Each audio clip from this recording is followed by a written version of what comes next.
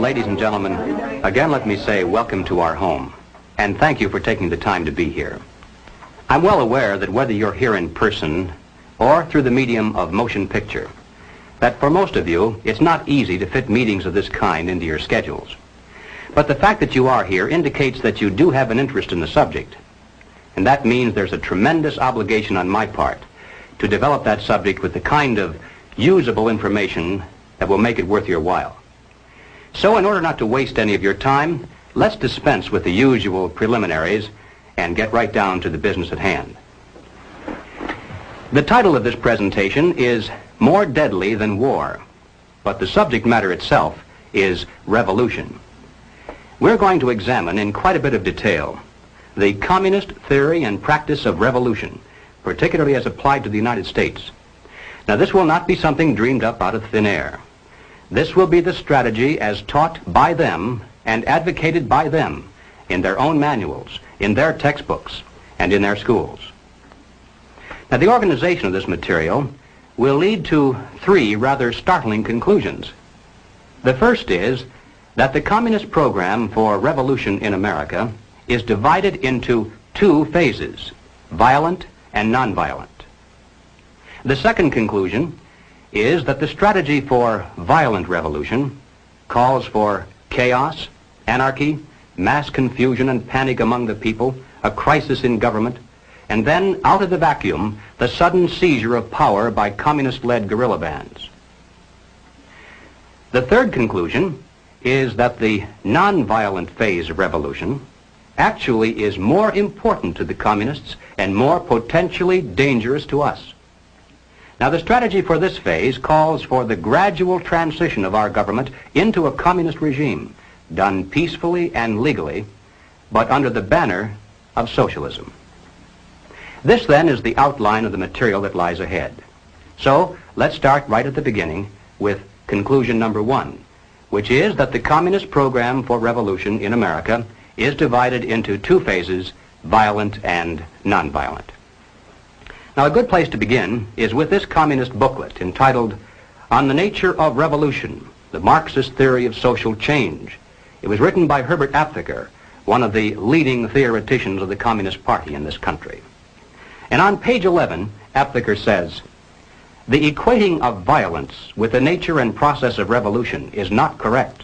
Violence may or may not appear in such a process, and its presence or absence is not a determining feature of the definition." Now, this comes as quite a surprise to many of us because for years we've been used to thinking of communist revolutions only as those which involve the overthrow of governments by force and violence. Now, that entire phrase has been written and spoken so often as a single concept that many of us haven't even considered the possibility that the communists might have another approach to their goal, that they might overthrow the government without force and violence, that they might in fact plan to come to power through means that properly could be called peace and politics. Now, in order to go any further, it'll be necessary for us to define a few terms. When the communists speak of the two kinds of revolution, they don't come right out and say so in plain English. Of course not. You see, they claim to be practicing something called scientific Marxism, and so they have to dress up these crude concepts in elaborate phraseology. For instance, when the communists speak of violent revolution, they describe it as a war of national liberation. Now, the so-called theory behind this is that the people of the country marked for takeover supposedly are an oppressed people. They're dominated by an imperialistic foreign power that has colonized them and exploited them.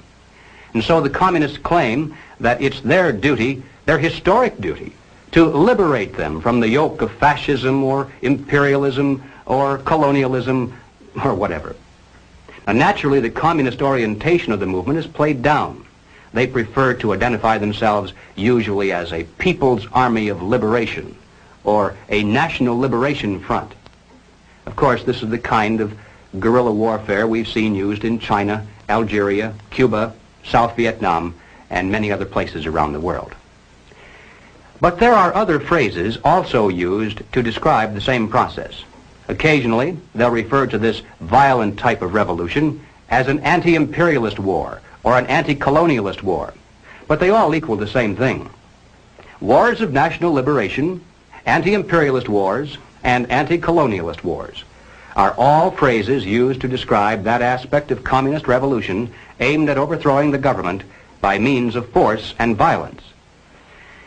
To describe their nonviolent revolution, the communists most often use the term proletarian revolution, but they also refer to it as the socialist revolution and sometimes as the anti-monopoly struggle. But here again, they all add up to the same thing. The proletarian revolution, the socialist revolution, and the anti-monopoly struggle are all merely different ways in which the communists describe their strategy for overthrowing the government through non-violent means. Well, all right, having defined some of the key phrases, we can return now to the communist literature and be able to understand what they mean when they use these words. Now, in 1960, the representatives from communist parties all over the world gathered in Moscow and issued a joint declaration which included this statement: "Our time, whose main content is the transition of capitalism to socialism, is a time of socialist revolutions and national liberation revolutions." In other words, simply stated, we're living in an era of two kinds of revolution, one violent and the other nonviolent. Now, here's a document published by the Communist Party in this country in 1968. It's entitled "The New Program of the Communist Party USA, a Second Draft." And on this subject, here's what it says. "Contemporary revolutions bear two distinctive marks. They are socialist, they are anti-imperialist. More than 1 billion human beings are now embarked on socialist revolution. A larger number is in varying stages of revolution for national liberation." Well, in order to relate this general concept of two kinds of revolution to the specific application here in the United States, it'll be necessary for us to examine rather closely the communist position on what they describe as the Negro question. Now, basically summarized, the communist position on the Negro question is as follows. As early as 1928, the communists declared that the racial differences among our people constituted the weakest and most vulnerable point in our social fabric. By constantly probing and straining at this one spot, they calculated that eventually the cloth could be torn apart and that Americans could be divided, weakened, and perhaps even set against each other in open combat. They said in no unmistakable terms that the Negro people, because of their secondary social status and their predominant working class composition, offered greater revolutionary possibilities than any other cross-section of the population. To develop these possibilities, the communists proclaimed that the American Negro constituted a separate nation within a nation, a colony within the continental borders of the United States. The people of this nation were said to be oppressed and exploited by colonialist, imperialist, racist America. Consequently, the Communist Party called for their liberation, their right to self-determination, to break away from the United States and to set up their own nation within our borders. Now, to bring this about, of course, force and violence must be used. A war of national liberation must be fought. The territory designated for this nation to be liberated was the Black Belt in the South, those counties and states in which the Negro population was dominant. When established, the new nation was to have a Soviet-type government and be totally subservient to the Communist Party. But, and this is extremely important, the communists made it clear from the very beginning that they could never hope to capture all of the United States with a war of national liberation, only part of it. You see, elsewhere in the world, the segment of the population supposedly liberated by the communists has been a majority segment. The peasants in China, the Muslims in Algeria, all the people in Cuba. But in the United States, our Negro population is in the minority. And even if the communists should be successful in creating similar liberation movements among other segments of our people, as they're trying to do, for instance, among Mexican Americans, Puerto Ricans, and even American Indians, even if they should succeed and then amalgamate all of these together into one large liberation movement, it still adds up to a minority of the total population. And the communists are not stupid. They realize that revolution of force and violence dependent upon a minority is doomed to ultimate failure, except in those areas where they actually do constitute a majority. But they aren't going to settle for just part of the United States. They want all of it. And so they made it clear long ago that their violent war of national liberation must be secondary to the nonviolent proletarian revolution. To take the United States, all of the United States, it'll be necessary, they say, to involve white people as well as black, to create a broad coalition, a revolutionary link between the civil rights movement, organized labor, peace groups, student dissidents, and in general, to escalate the revolution in America from race war to class war. Now this, in a nutshell, is the communist position on the Negro question. Let's turn now to the record and see how the communists themselves explain it. Now, this communist booklet, entitled American Negro Problems, was published in 1928. It was written by John Pepper, alias Joseph Pogany. Now, Pogany was sent to this country as the personal envoy of Joseph Stalin, and his specific mission was to bring the American Communist Party into line with the policies and directives from Moscow, particularly with regard to the Negro question. And here is what Pogany said. The Communist Party of America, in its fight against imperialism, must recognize clearly the tremendous revolutionary possibilities of the liberation movement of the Negro people. It is the basic duty of the Communist Party to develop all revolutionary possibilities of the Negro race.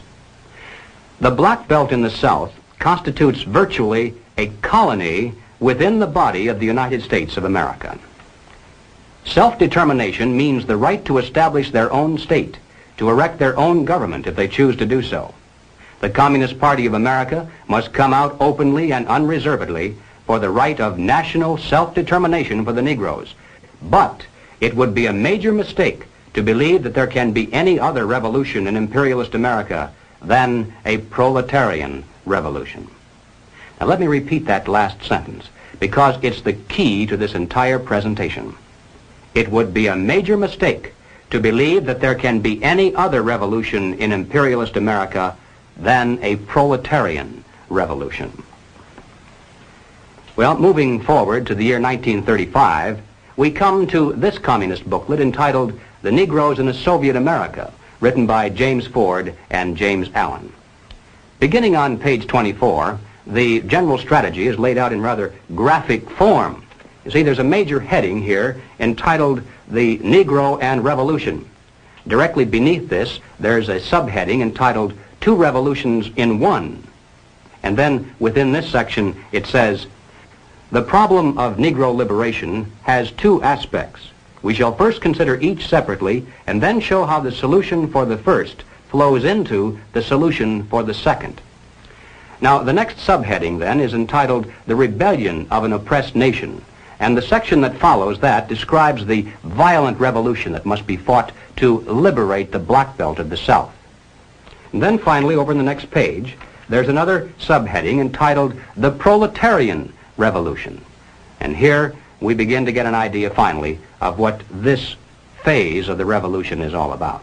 It says, capitalism is decaying. It is an outworn system. Capitalism is based upon the private ownership of machines, factories, railroads, land, and all other means of production. Only one thing can do away with the basis for the existence of capitalism, the expropriation of the capitalists. And by the way, I'm sure you realize that everyone here, by communist definition at least, is a capitalist.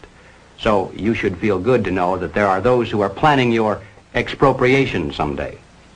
In order to expropriate the capitalists, the workers first need to discard the existing government machinery and to institute a working class government.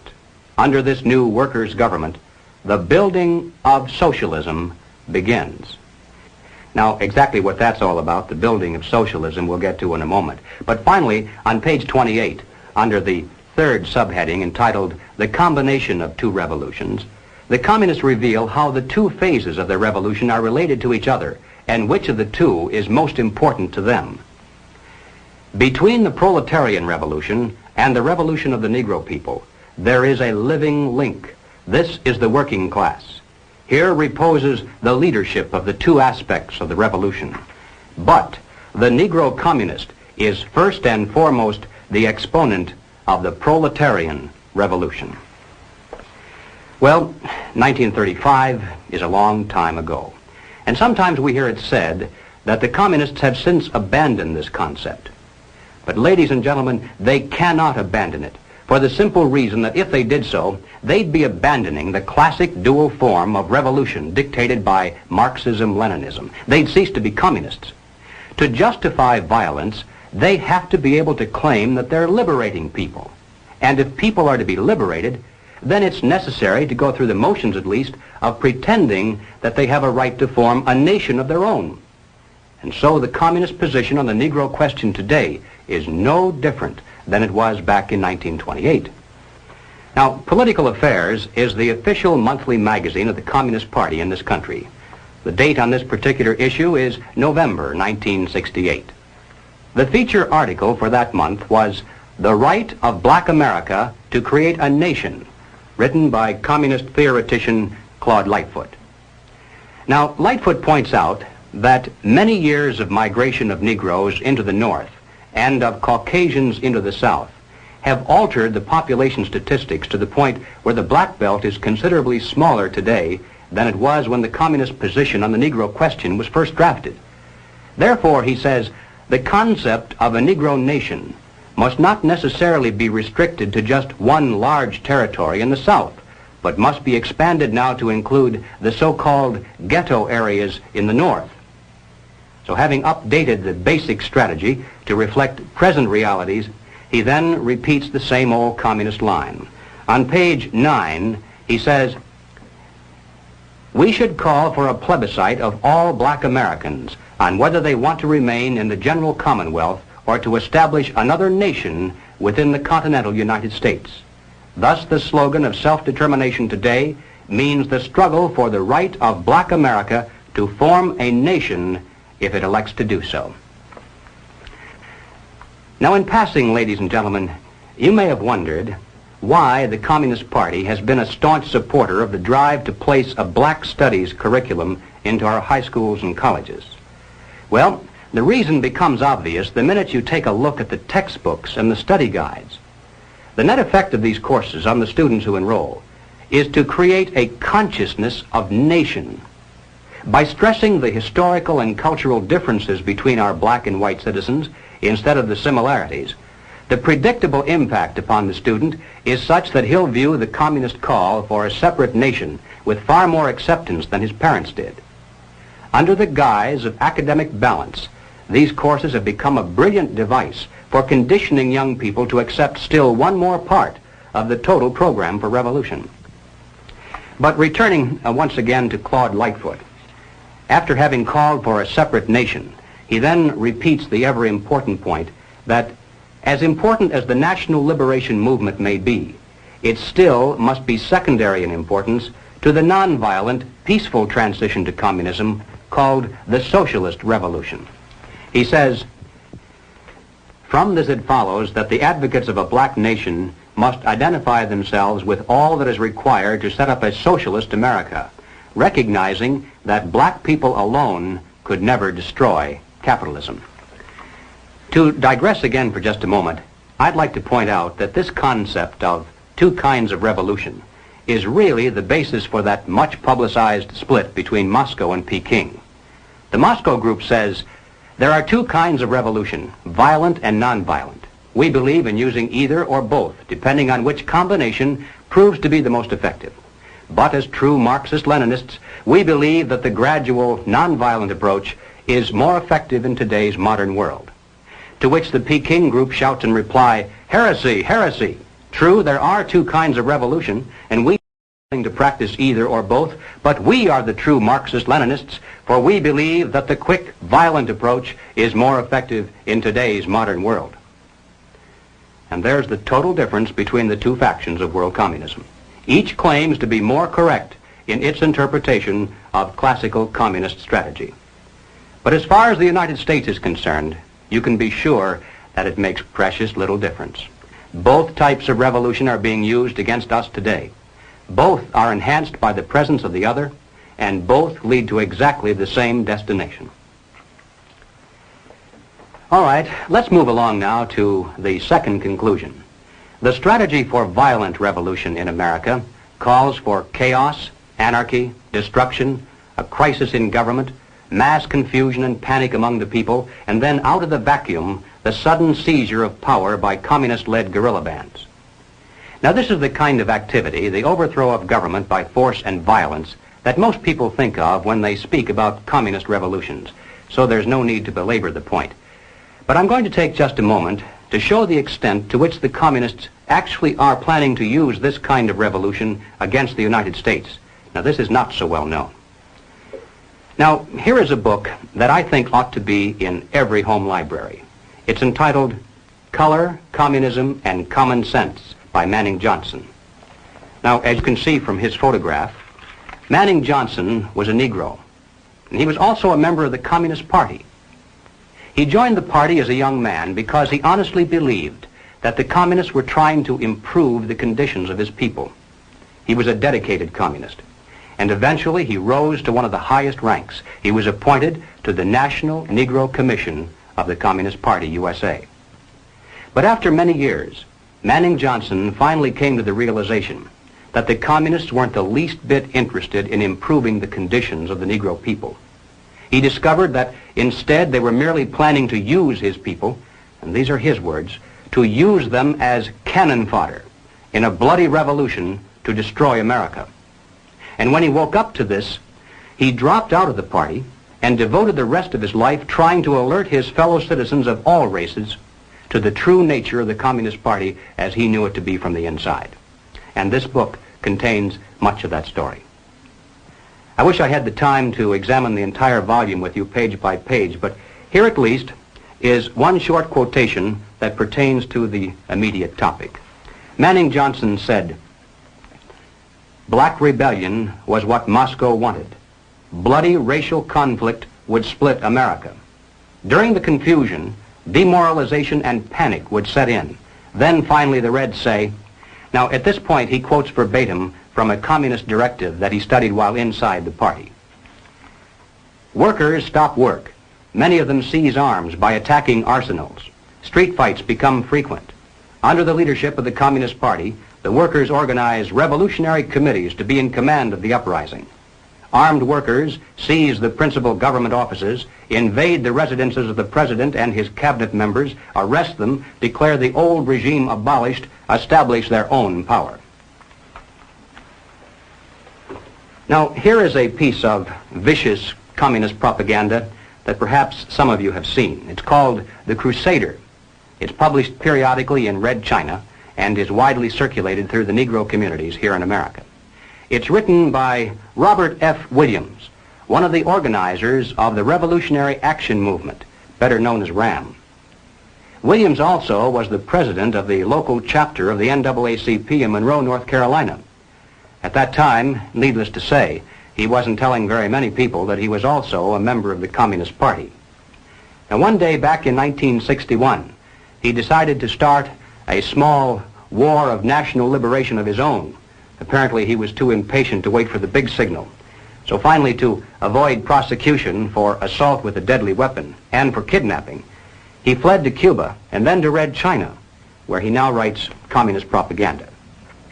One other thing you should know about Robert Williams is that recently he was elected by members of SNCC, CORE, RAM, the NAACP, and similar groups as the president in exile of something called the Republic of New Africa.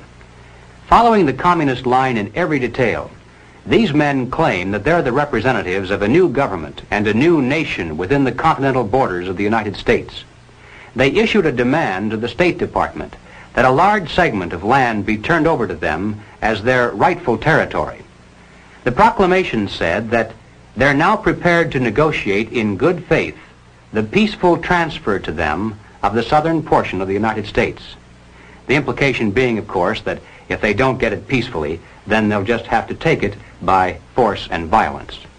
Already, the Republic of New Africa has established a central headquarters in Mississippi, and its leaders in the north are actively recruiting a Black Panther guerrilla force and what they call a Revolutionary Freedom Corps, the RFC, from among black militant students to act as organizers and to set up local provisional governments, as they call them, in the so-called ghetto areas. But the reason I've mentioned all this is merely to introduce properly one Robert F. Williams, the president in exile of this Republic of New Africa and the author of The Crusader. Now here is what Robert Williams says. The lifeblood of U.S. capitalism is its productive capacity and its extensive commerce. If these two factors were to become paralyzed and rendered sterile, the orderly function of the government establishment would degenerate into a state of chaos, and the superstructure of the system would collapse. The more automated a society is, the more vulnerable it is to forces of calamity. What would highly mechanized America be without electrical power? What would it be without modern transportation? What would it be without its industrial capacity? And then, having asked these questions, Robert Williams proceeds to explain in minute detail exactly how to manufacture the devices that can be used by a mere handful of people to ensure that highly automated America will lose its electrical power, its modern transportation, and its industrial capacity. I can assure you, ladies and gentlemen, that less than a dozen people, if they know what they're doing, can reduce any of our major cities into a helpless, seething mass of confusion, panic, and death. Just one person can poison the city's entire water supply, or destroy the main aqueduct, or blow up the principal pumping stations. And where would people in Los Angeles, for instance, get a drink of water if it didn't come out of a pipe? And how long can a human being survive without water? 4 or 5 days, perhaps? But long before that, there'd be tens of thousands of people dead in our cities, not from thirst, but because they were unable to defend what water they had from roving bands of desperate people who were dying of thirst. And that's thinking only of the loss of water. In your mind's eye, compound that with no food, no electricity, no way to dispose of sewage, no police protection, no water pressure to fight fires, no radio or TV, no telephone, no buses, no gasoline for your car, no way to escape, no place to go if you could. And don't think for a minute that the countryside would be immune from disaster either. In this issue of The Crusader, the communists call not only for extensive chaos within the cities, but for putting to the torch every village, every forest, every field, and every barn. The plan is for raging fires from one city to the next. The reason? Well, first, there's the value of sheer destruction. Secondly, it would force us to deploy our defenses and rescue units over the widest possible area. The communists point out that as long as our police and National Guard remain concentrated, they're invincible. But if they can be forced to spread out over the entire city and into the countryside as well, then they can be picked off from ambush one by one. And the third value of massive fire to the communists is psychological.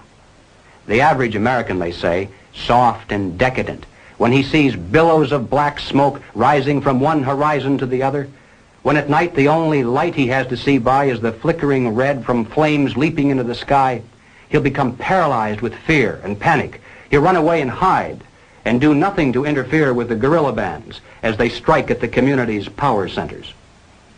The Crusader explains how to set up sniper units in crowded metropolitan areas, how to manufacture jumbo Molotov cocktails, the gallon jug size, and how to mix the gasoline with certain ingredients to make it burn like napalm, how to pour gasoline into utility manholes in the streets to set fire to the main telephone cables, how to put sulfur tips from matches into air conditioning units and blow up large buildings, how to ignite gas mains and oil storage tanks.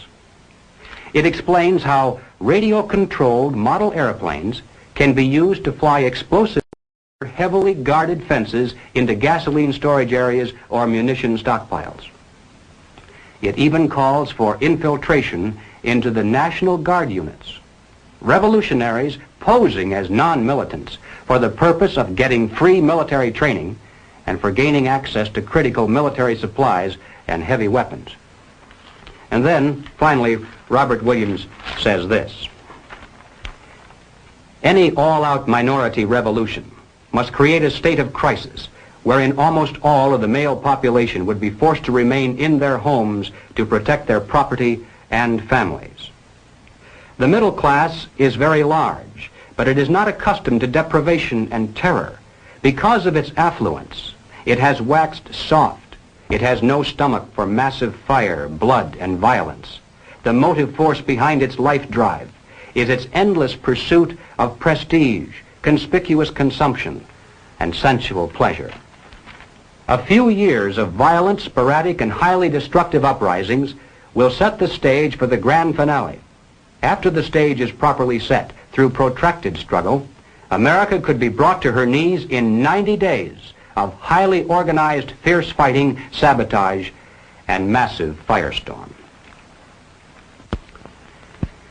Now, ladies and gentlemen, no evaluation would be complete if we failed to note that the communist blueprint calls also for white retaliation and violence in the black communities. It's a very important objective for the Communist Party.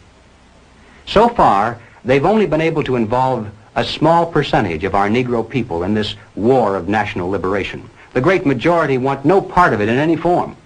But the one sure way to change that is to have white vigilante groups striking into the Negro sections supposedly to seek revenge. We mustn't kid ourselves into thinking that the communists have placed their agitators only into the black communities. They're working both sides of the street. They want hatred, violence, and bloodshed between the races, and they don't care how they get it or whom they use, even children if necessary. Part of the plan calls for commando squads of black revolutionaries to drive into the white residential areas and shoot little children playing on the sidewalks for the sole purpose of drawing out of the white communities violent retaliation into the black communities. Now, this is extremely important to the communists. They must have it, for in this way they plan to unite the entire Negro population for protection behind the militant minority. It's not a very pretty picture, but it's one we need to understand, so that no matter what happens to us or to our families, God willing, we'll have the strength at least to avoid doing anything that would play further into the hands of the communists. Ladies and gentlemen, the plans and preparations for a communist revolution of force and violence are far advanced. The organization behind these preparations has almost unlimited financial resources, and it provides both training and leadership based upon years of experience in many other countries. Our enemies are deadly serious about their task, and it's nothing short of national suicide for us to continue to ignore their plans and their progress. Well, all right, having said this, now I'm going to qualify it somewhat by turning to conclusion number 3. As important as the strategy for violent revolution is, and it certainly cannot be overstressed, nevertheless, the strategy for nonviolent revolution is even more important to the communists and more potentially fatal to us. So let's turn next to that part of the total picture. Ladies and gentlemen, as pointed out previously, the communists can never hope to come to power over the entire United States through a so-called war of national liberation of a minority population. They can capture a large portion of it, and they can create an awful lot of chaos and destruction everywhere else. But to take the country as a whole will require an entirely different approach. The violent revolution becomes of primary value to the communists to the extent to which it can be used to condition the masses psychologically to accept the nonviolent revolution, which is offered supposedly as the only alternative. Hoping to avoid further violence and bloodshed, the public is to be pressured into accepting measures that will move the country gradually and legally toward communism, but without calling it that. The strategy of the proletarian revolution calls for the quiet conversion of our government into a communist regime, but under the banner of socialism. Well, what is socialism? All right, let's define it. According to the dictionary, socialism is a political concept based upon the principle of government ownership and control of property, the means of production, and the avenues of commerce. But the important thing, as far as this presentation is concerned, is how do the communists define it? And this is where many people are surprised to learn that the communists have an entirely different meaning for the word socialism than the average American has. Did you know that there isn't a single communist country in existence anywhere on earth? That's right, not one. Russia isn't a communist country. Red China isn't. Cuba certainly isn't. These are socialist lands. That's how communist leaders always describe them. You see, according to the teachings of Karl Marx, communism will come to this world only in some future utopian era, when men will have learned to live together in perfect harmony, when they'll no longer be greedy or competitive, when they'll want to share equally with their fellow human beings and have nothing better than anyone else. When this comes to pass, there'll no longer be any need for police or for government of any kind. And then, he said, the state will wither away. When that happens, said Marx, it will be communism. In the meantime, comrades, whenever we come to power, we shall call it socialism. So the next time you hear a communist spokesman stand before a college audience or a TV camera and say innocently that all the communists are doing here in America is working for socialism, you must understand what he means by that word. What he's really saying is all the communists are doing is trying to bring to America exactly the same thing they now have in the Soviet Union and Red China. Now, they can call that socialism if they want to, but most Americans, I think, would describe that over there as communism. The new program of the Communist Party on this subject has this to say. The term socialism describes but the first stage of a new society that in its full development is called communism. Socialism is a transitional stage. Well, the important question, though, is why do the communists promote socialism? Is it merely because they honestly believe that it's a necessary transitional stage to some higher, more perfect form of society? I don't think so.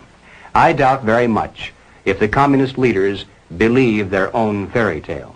And I'm sure they're not so naive as to believe that their present super state is ever really going to wither away. But they promote socialism just the same because they know that socialism, by definition, means control over people. If the government owns and controls all property, all means of production, and all avenues of commerce, then it controls all people. If we're dependent upon the government for our food, our clothing, our shelter, our jobs, our medical care, then we're far more effectively controlled by those who hold political power than if they stood over us with soldiers and weapons. Some years ago, I happened to attend a meeting where several anti-communist refugees from behind the Iron Curtain were called upon to relate their personal experiences. Some of the questions that came from the audience were rather naive, I suppose, because finally one of the refugees spoke up and he said, "You know, you Americans have funny ideas about life under communism. Apparently you think there's a communist soldier standing on every street corner with a rifle and bayonet to keep the people in line. But this isn't so." He said, "Oh, sure, in the beginning there were plenty of soldiers and executions and deportations to slave labor camps, but we don't see much of that anymore. The open violence lasted only for about a year or a year and a half, and then the anti-communist leadership was liquidated. And now, to the casual observers, there's a great deal of apparent calm and freedom." For instance, he said, "I lived in the largest city in the country. We had a large park there directly across the street from a beautiful church." He said they left one church open. one in the entire country, primarily for guided tours of visiting Americans who had come to see if religion was being persecuted. He said, "Theoretically, anytime I wanted to, I could have gone into that park, stood on a bench, and spoken out against communism. Then I could have walked across the street into that church and knelt down in prayer, and I wouldn't have been arrested or bothered in any way. But you can be sure I did not do these things, because if I had, the very next day, the wheels of the bureaucracy would have begun to turn, and I would have been informed that my quota of food stamps had been cut, that my allotment for clothing and shoes had been reduced, that my allocation for living quarters had been downgraded, and finally, that my job assignment had been changed from the kind of work for which I'd been trained to menial labor at lower pay. So none of us did any of those things that we were theoretically entitled to do because of the tremendous power that the Communist Party had over our economic existence." And then he said something that I'll never forget. He hesitated for a moment, and weighing his words very carefully so as not to hurt our feelings, he said, "You know, I came to America expecting to find a nation of free men. But instead, I find exactly the same thing. Everywhere I look, I see men and women who know that communists are making headway in this country. They know that something must be done and that someone must stand up to them. But they themselves do nothing. They remain silent because they're afraid that if they speak out or take a stand publicly, it'll be bad for business. They may lose a client. They may even lose their jobs. Or perhaps they're receiving a regular government check and already are too dependent upon some of the very people and programs they know they should oppose."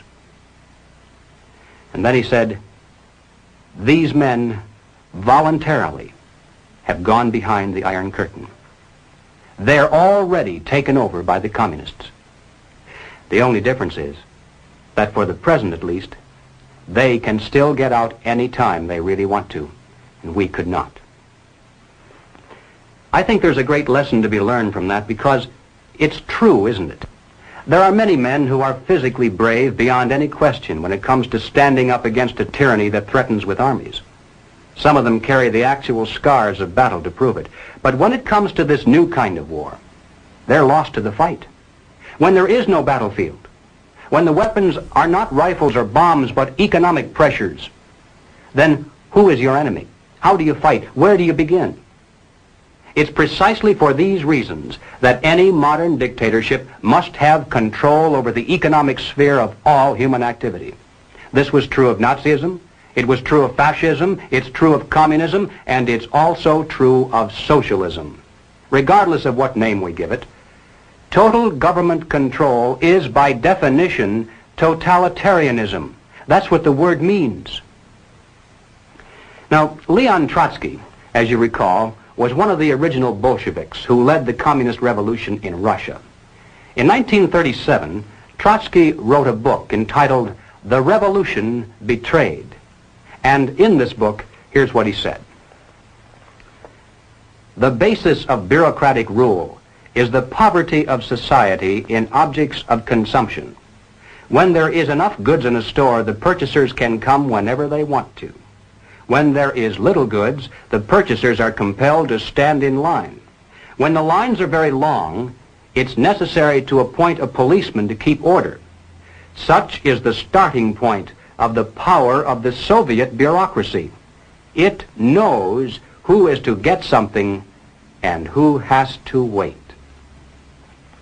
And ladies and gentlemen, there's no better description than that of why the communists work to promote socialism.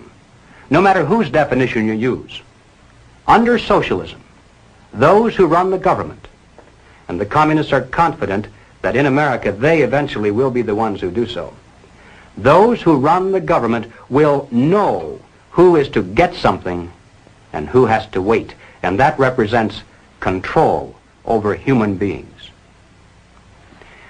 What has all this to do with the communist revolution in America?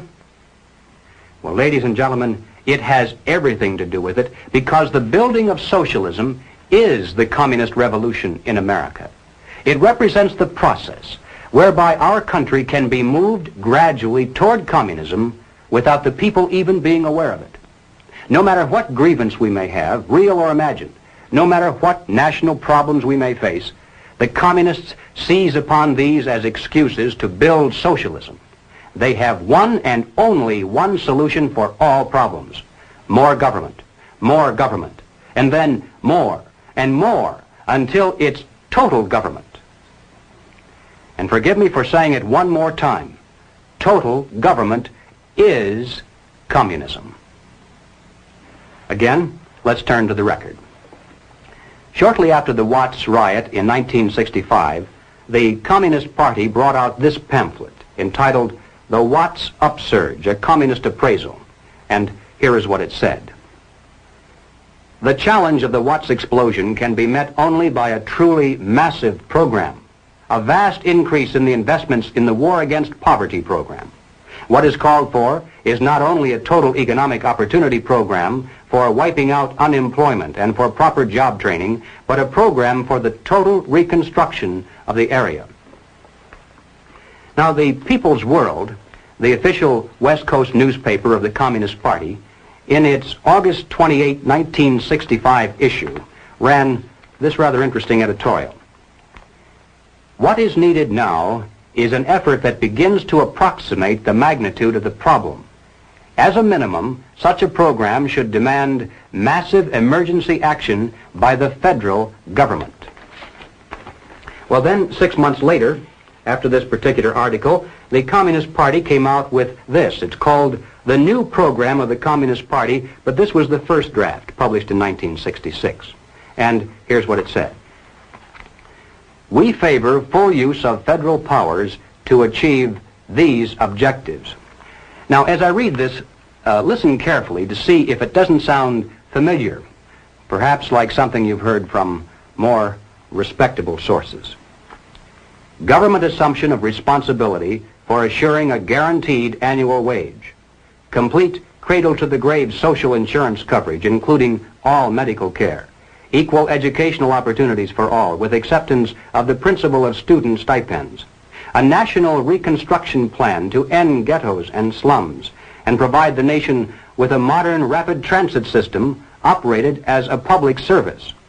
And passage of a National Youth Act that will ensure education, vocational training, and employment at decent wages for the younger generation.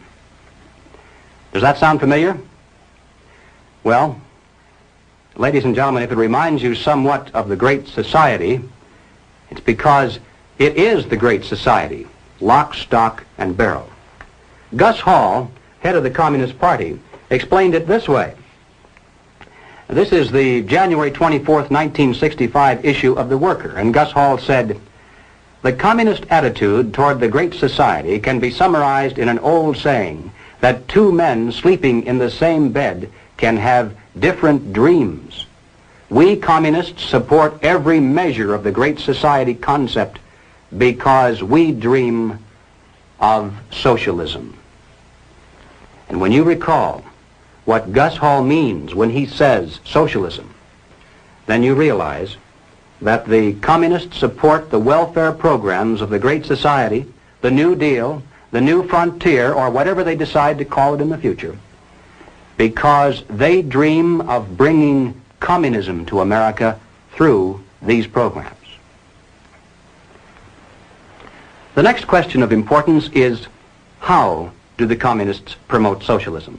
Certainly it takes far more than a mere declaration of intent, more than writing a few books. How can they bring it off, especially when there are so few of them? How can they manipulate the vast majority into accepting socialism when they really don't want it? Well, here again we find that they have a plan. The strategy is precise and well tested. It's called revolutionary parliamentarianism. Now, the general strategy employed is a political pincers movement, and these are the terms the communists use to describe it. A pincers movement applying political pressure from above and from below. Now, when they talk about pressure from above, they mean using their people and their influence within the very government marked for takeover to bring forward official recommendations for legislation. These come from the highest possible levels and carry the full prestige of the government. The recommendations, of course, are offered supposedly as solutions to national problems, but when passed into law, their only real effect is to vastly increase the power of government and to move the country that much closer toward the ultimate goal. The pressure from below, then, involves using their influence over the various mass membership organizations of the country to create the appearance of great popular support for these recommendations. Of course, the members of those organizations must never suspect that they're being used to promote the communist program. Now, the silent majority, the average person with no particular axe to grind, is caught right in the middle. He looks above and sees highly respected spokesmen for government calling for socialist legislation. He looks below and sees mobs of demonstrators shouting for the same thing. He says to himself, has everyone gone crazy, or is it me? Now, he's still in the majority, of course, but he doesn't know it. He thinks he's helplessly outnumbered, and he bows to what he thinks is the democratic will of the majority. All that remains, then, is for the duly elected legislators to place their own careers and political expediency above the best interests of the nation, to yield to this political pressure and pass the legislation into law.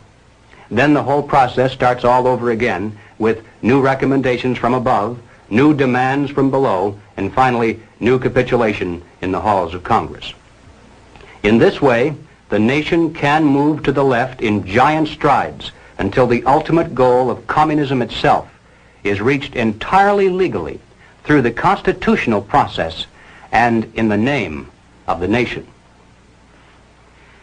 Now, this government pamphlet entitled "The New Role of National Legislative Bodies in the Communist Conspiracy" is a reprint of 2 chapters taken from a communist textbook used in Czechoslovakia. It was written by Jan Kozak, the historian and theoretician of the Czechoslovakian Communist Party. This is one of the manuals used to teach communist cadre how the tactic of revolutionary parliamentarianism was used successfully in Czechoslovakia and how it might be applied to other countries as well. So, as I read this, even though Kozak is speaking of how they did it in Czechoslovakia, think in terms of how the same strategy might be used, or perhaps is being used, right here in America. Kozak said, "The pressure from above successfully employed by our workers' class was the use made of the organs holding powers, the government, parliament, national committees, for bringing about a wide popularization of revolutionary demands and slogans. The fact that such demands and recommendations emanated directly from the highest state organs had a strong influence on their popularization. Whereas pressure from above is the pressure exerted by the organs of the state, pressure from below is the pressure exerted by the popular masses. The united mass organizations, which were led and influenced to a large extent by the communists, represented in this way the direct reserves of the party. All the old proven forms of the struggle were employed: calling of protest meetings, passing of resolutions, sending of delegations, organizing mass demonstrations, and also eventually using strikes, including general strikes. The pressure from below made it impossible for the other parties which had numerical superiority to isolate the communists and to stop the revolution. Thus it made up for the numerical weakness of the revolutionary representatives. Progress toward socialism may take under these circumstances a democratic and constitutional course. All the changes which in their entirety represent a revolutionary transformation of the capitalist society into a socialist one will proceed absolutely legally and in the name of the nation. Is it possible, do you suppose, that revolutionary parliamentarianism is being used against America today? Is there any evidence of this kind of pressure from above?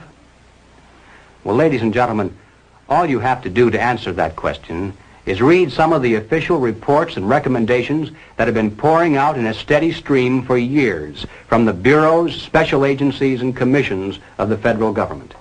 Consider, for example, just those reports issued by the various President's Commissions.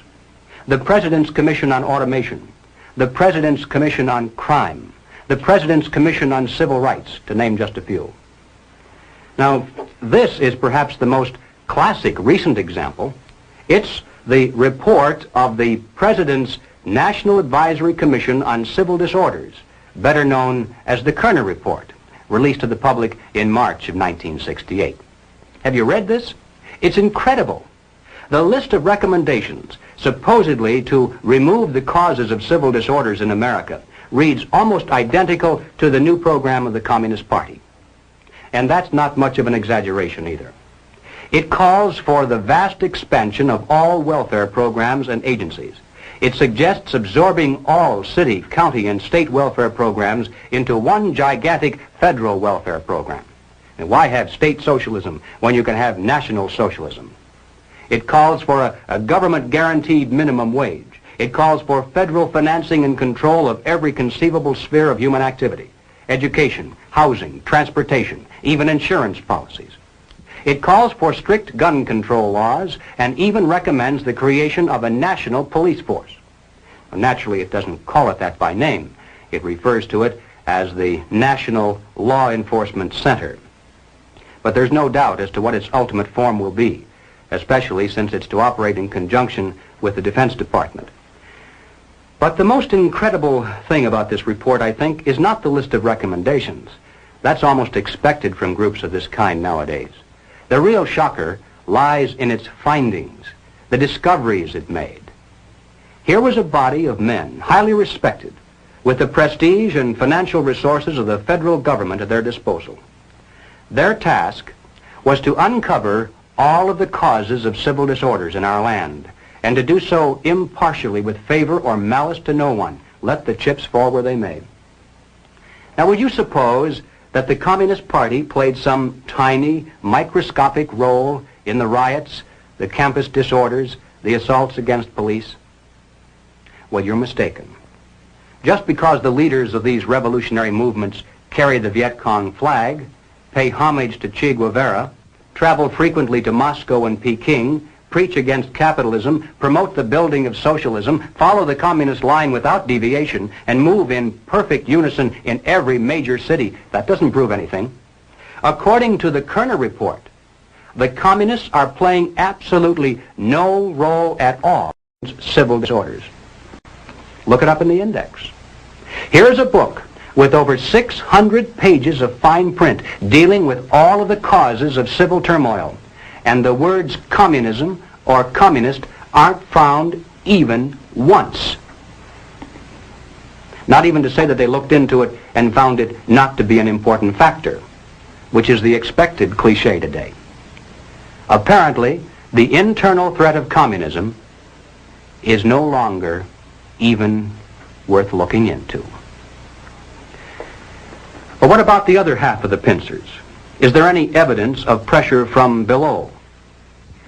Well, consider the nature of such things as the mass action tactics of the Selma March of 1965, the various peace marches and civil rights marches held in almost every major city in the intervening years, the Poor People's Campaign and Resurrection City. What are these? Do they truly represent an expression of the majority of Americans, or are they merely well-organized pressure groups putting on an impressive show to create the illusion of vast popular support? And what effect does this have on Congress? Every time there's a new show of strength, doesn't Congress buckle under the political pressure and pass into law the recommendations previously made by some commission or agency of the federal government? And hasn't the silent majority been caught between these pincers?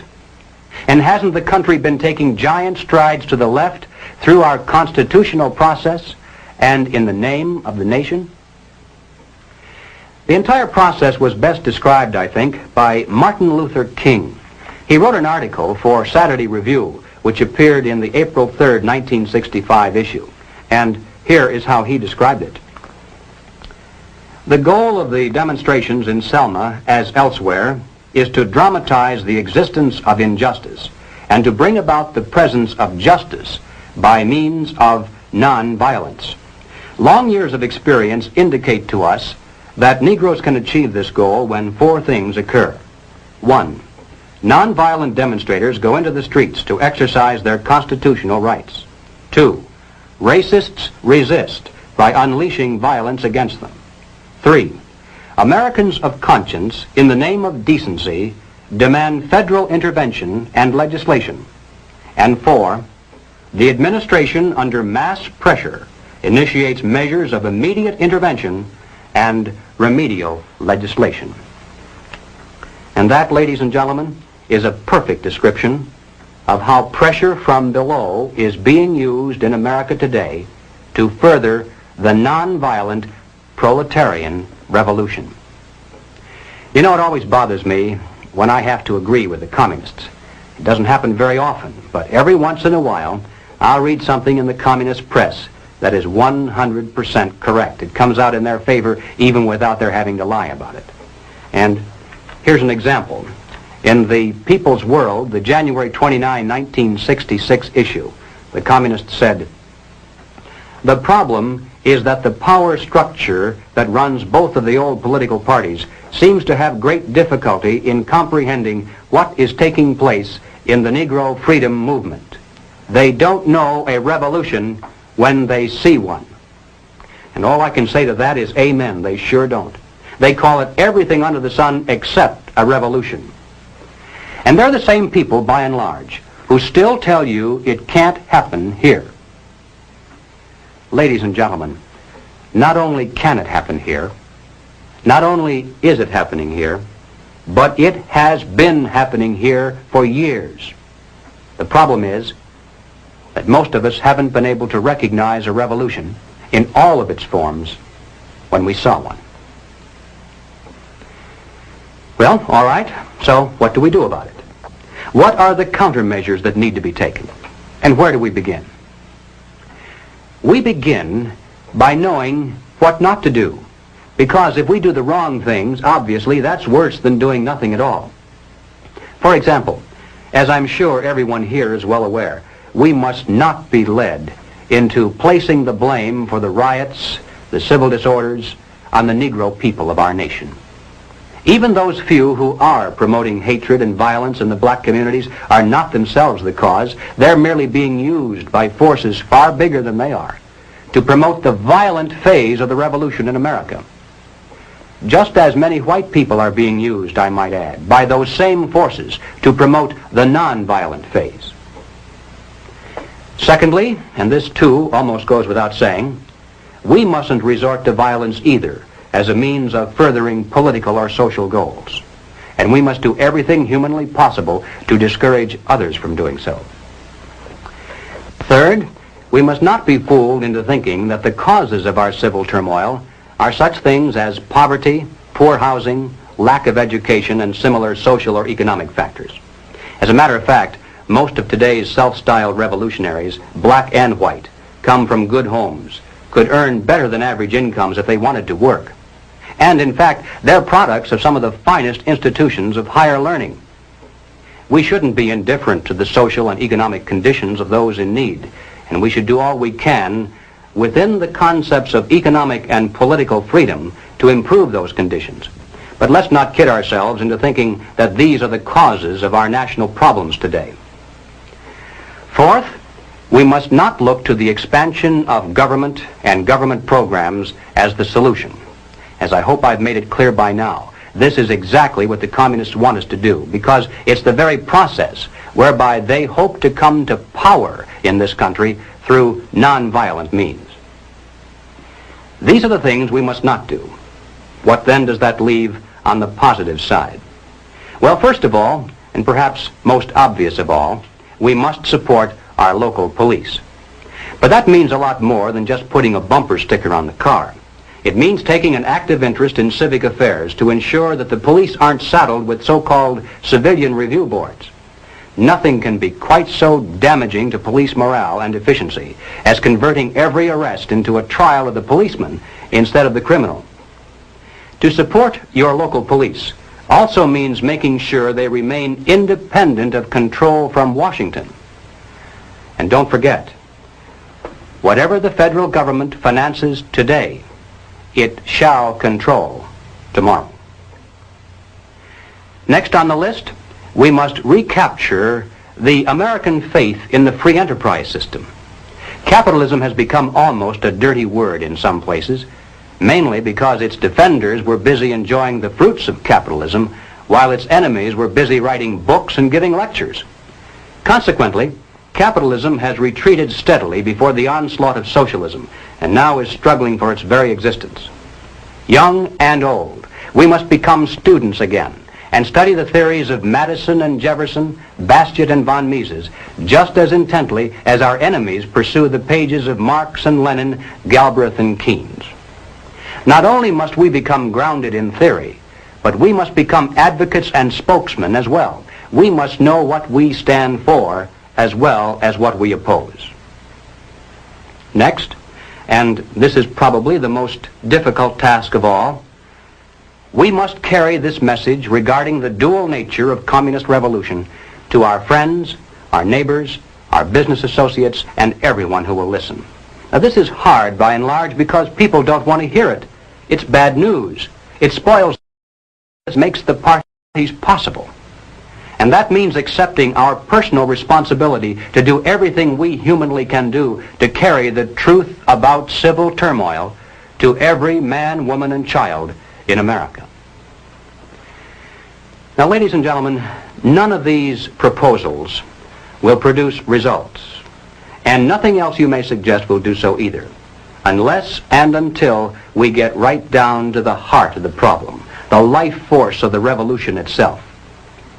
We must discover the identity of those individuals, both above and below, who consciously are furthering the communist program for revolution, and then remove them from their positions of trust and leadership.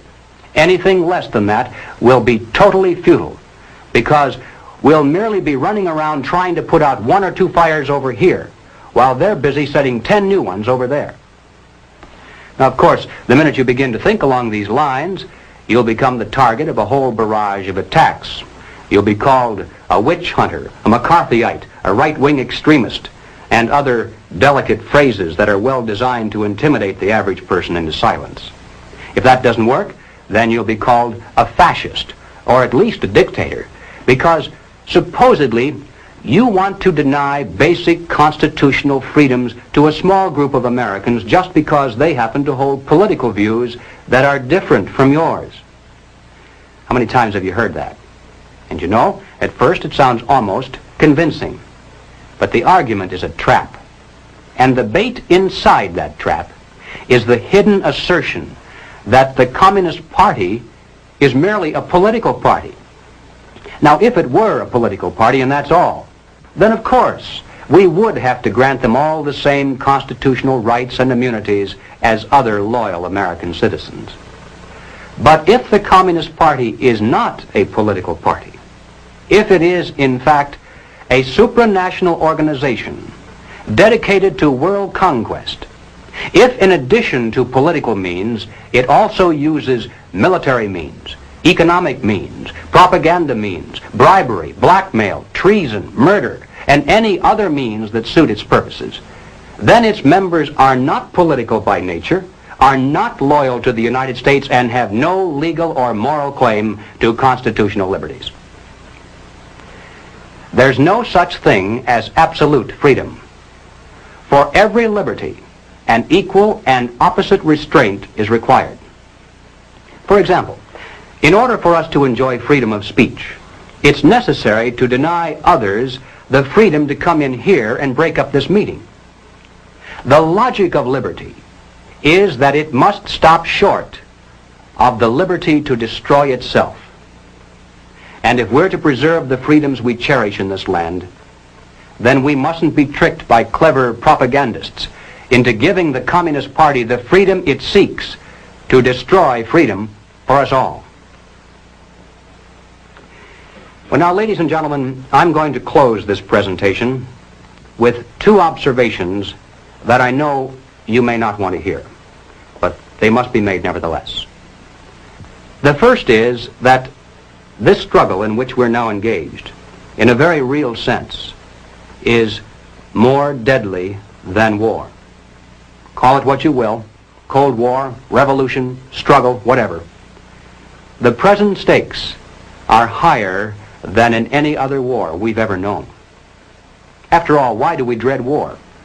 Well, there are three reasons: death, destruction, and human suffering. But ladies and gentlemen, if communism should ever come to America, we'll face more death, destruction, and human suffering than any people in history has ever faced at the hands of their invading conquerors. And it would make no difference whether the road to communism were traveled violently or non-violently. The so-called expropriation of the capitalists that would lie at the end of that road would constitute one of the greatest bloodbaths of history.